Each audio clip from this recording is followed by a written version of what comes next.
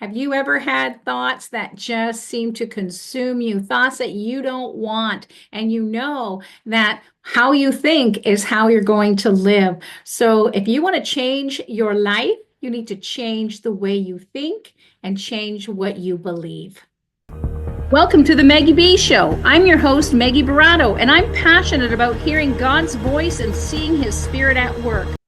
In this video, I'm going to talk about 6 simple components to renewing your mind. I want to read the scripture in Romans 12:2. And in the New King James Version, it says, "And do not be conformed to this world, but be transformed by the renewing of your mind, that you may prove what is that good and acceptable and perfect will of God." And I also want to read it in the Passion Translation because it just gives it a little bit more of insight into it. It says, "Stop imitating the ideals and opinions of the culture around you, but be inwardly transformed by the Holy Spirit through a total reformation of how you think. This will empower you to discern God's will as you live a beautiful life, satisfying and perfect in His eyes." Oh my. We want to renew our mind because this is how we come into alignment with what the Father is saying and how He thinks about us and what He says about us.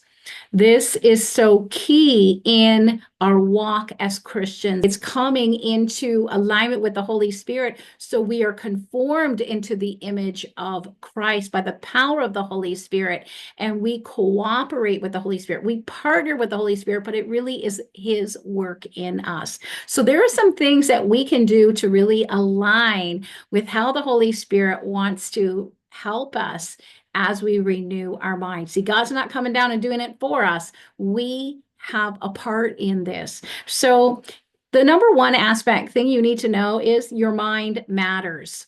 It matters what you think. So what's been on your mind lately? What have you been thinking about in the last 24 hours? Right? If you were to look at all your thoughts and lay them all out in the last 24 hours, what would be the dominating thought? Are they good? Are they bad? Do they help you? Are they critical, judgmental? Thoughts about yourself, thoughts about other people, thoughts about God, your circumstances? Your mind is powerful, and it matters because your mind belongs to you. You have authority over your mind. Your mind just doesn't get to do whatever it wants to do. It can't just run wild unless you let it. Right?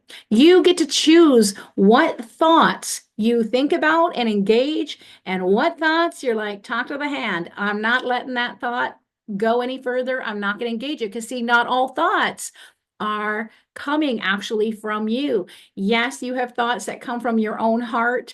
There may be thoughts that come from God. There may be thoughts that come from the enemy. And so it's up to you. Your mind belongs to you, and it's your job to decide what you're going to allow in your mind. So that's really important to know. Number 2, how do you renew your mind? Well, we are transformed by the renewing of our mind. This is a key thing as we walk as Christians. This means we need to behold the Word of God. Jesus is the living Word, and we're in relationship with Jesus Christ. The Word of God, the Bible, the Scriptures begin to take on life for us, and we begin to see the kingdom culture. We begin to see how things work as we embark on a Christian life in Christ. We start to see this is the way that God thinks. These are the thoughts of God. Here's the kingdom way of thinking. So we behold the Word of God. We meditate on the Word of God because it's the truth. It exposes any lies. It exposes wrong thinking. It exposes thoughts that are not congruent with God's thoughts, right? And we begin to replace those thoughts that are not from the Lord, that are not healthy thoughts, they are not kingdom thoughts. We begin to replace them with truth. So victory always starts in the mind. God's word is the ultimate filter. The one thing we need to guard against is reading the Word of God without relationship with God, because we don't want to be legalistic, right? We want to have that intimacy. We want to see God that he is a loving father, that the Holy Spirit's been given to help us, that Jesus has gone ahead and he's provided a way for our victory. So when we see the Bible through the lens of a loving father, then we can become renewed to the truth of the Word of God. So sometimes you can think about, the Word of God like that Windex that just clears all the grease and grime off our filter so we can see clearly, so we can see God as He is. We can get revelation by the Spirit on what God is saying, how He thinks about us, what the Word of God has been written for us, that the will of God is in the Word of God, and it becomes life to our spirit, and it begins to transform our soul. So our mind is part of our soul, and our soul becomes whole. We start thinking the thoughts that are kingdom aligned thoughts. We start thinking the thoughts of God. We think about ourselves the way God thinks about us. We think about other people the way God thinks about them. And there's so much peace in that, so much life in that. So some of the scriptures we want to meditate are on is like Philippians 4:13 that says, I can do all things through Christ who strengthens me. This is a kingdom thought that when God may present an opportunity, you might be like, oh, I can't do that. I'm not good enough. I'm not smart enough. No, the truth is, if God has presented that opportunity, then He's going to strengthen you to be able to accomplish these things. So we want to have the mindset of victory, the mindset that we're not in this alone. We have the power of the Holy Spirit. God is for us. He is opening doors so we can walk through them, and He will equip and empower us to do that.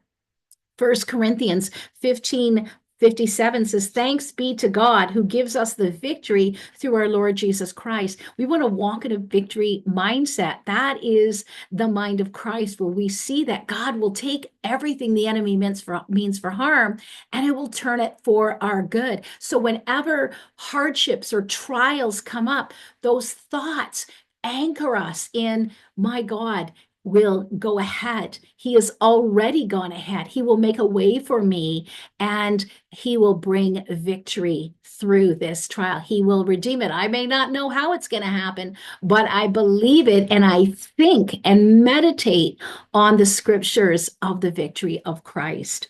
Another scripture in Isaiah 54:17 says, no weapon formed against me shall prosper. Those are also godly thoughts when we think, yeah, weapons might form, but God says they will not prosper. They will not have the intended end that the enemy meant for them to have, but God always gets the last say. So, number 3, take every thought captive. Not every thought deserves a place in your mind. Some of them we just need to be like, check them at the door. I like that old, when I was growing up, it was like, talk to the hand because the face ain't listening. And sometimes we need to do that with our thoughts. And you say, no, no, no, no. I am not engaging this. This is not from God.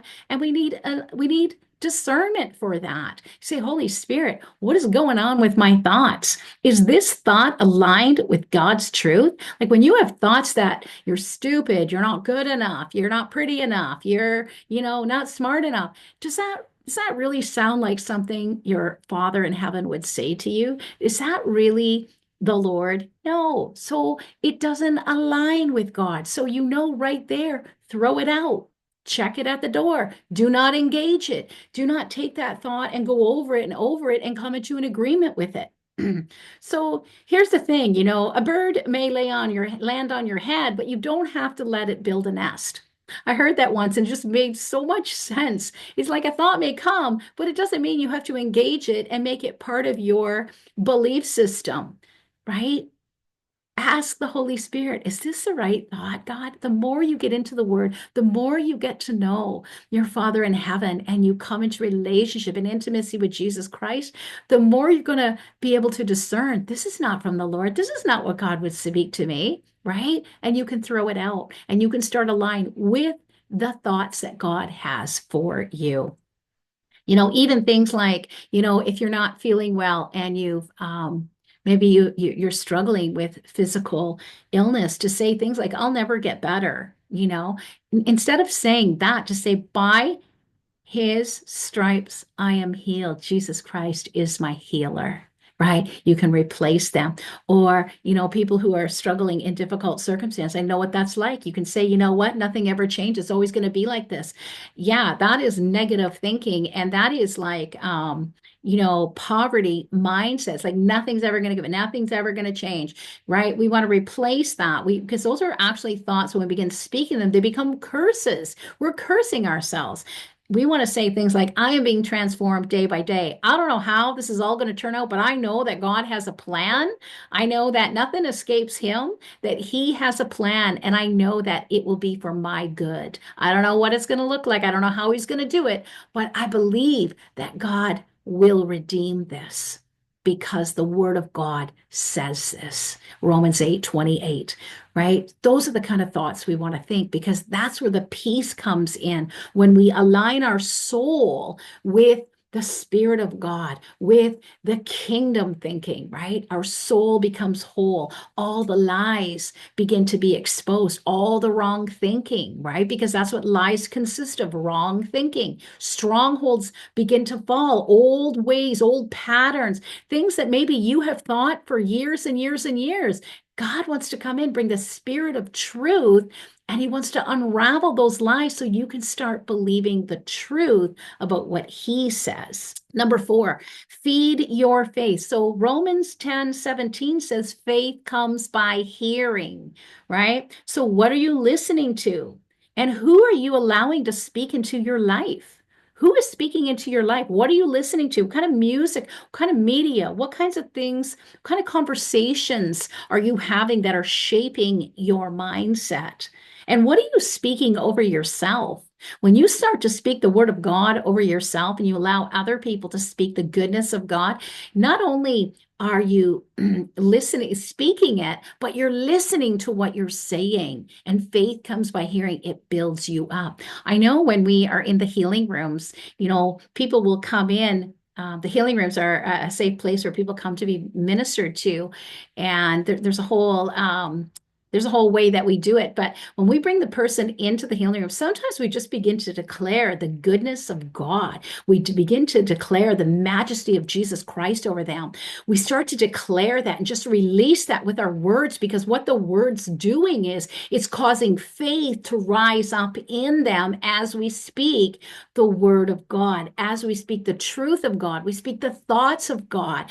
And what that does is it causes that measure of faith to begin to rise up so they can access it and receive what is being spoken. It shifts the whole atmosphere and they're listening to it and it's going into their spirit man and it's calling them to life. So we want to surround ourselves with people, with words, with environments that point toward truth, the truth of God and the victory of God.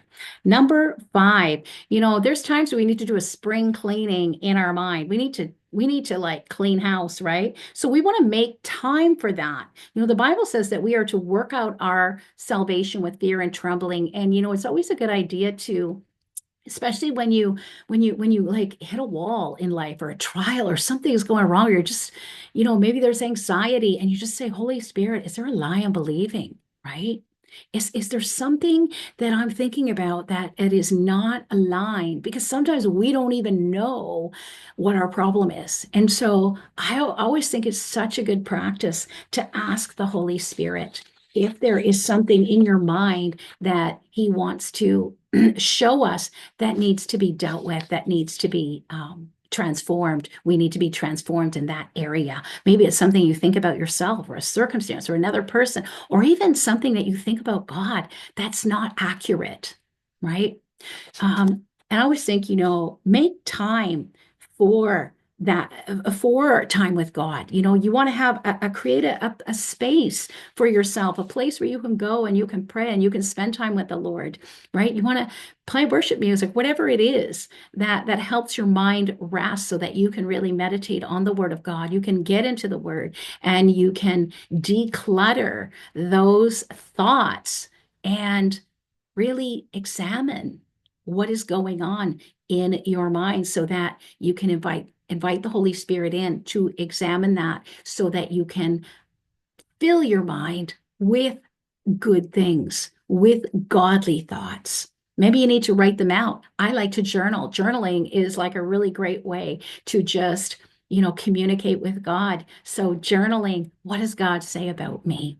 Look it up in the scriptures, write it out, declare it, speak it over yourself. I know in one of my coaching programs, I have this whole thing where we have, these 15 declarations based on scripture. And I have people actually literally look in the mirror and speak these truths over themselves. And, I actually found that some of the people found it really hard to even speak some of these words over themselves, because what happened was the thoughts they were having,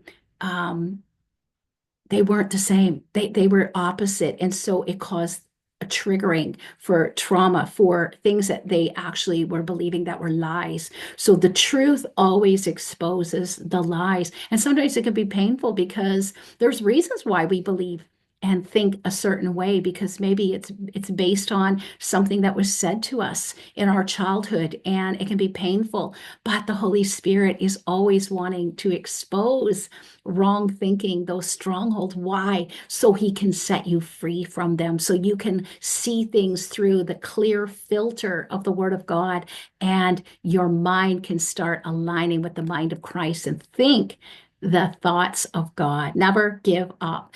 Transformation takes time. It's not a one and done. It's not like you just do it today and you're good to go. No, it's a daily thing. Be patient with yourself. Rome wasn't built in a day, and neither is a renewed mind. It is a consistent thing. It's every day. It's like, Holy Spirit, help me, right? You need the help of the Holy Spirit, because you need the revelation of Jesus Christ that only comes by the Spirit. So keep pressing forward, one thought at a time, right? Saying, Holy Spirit, is there anything you want to show me about my thinking? Invite him because doing it on your own, it's not going to work. It's striving, it's self-effort, it doesn't work. It's about partnering with the Holy Spirit. So don't give up. It takes time. Understand this is a process.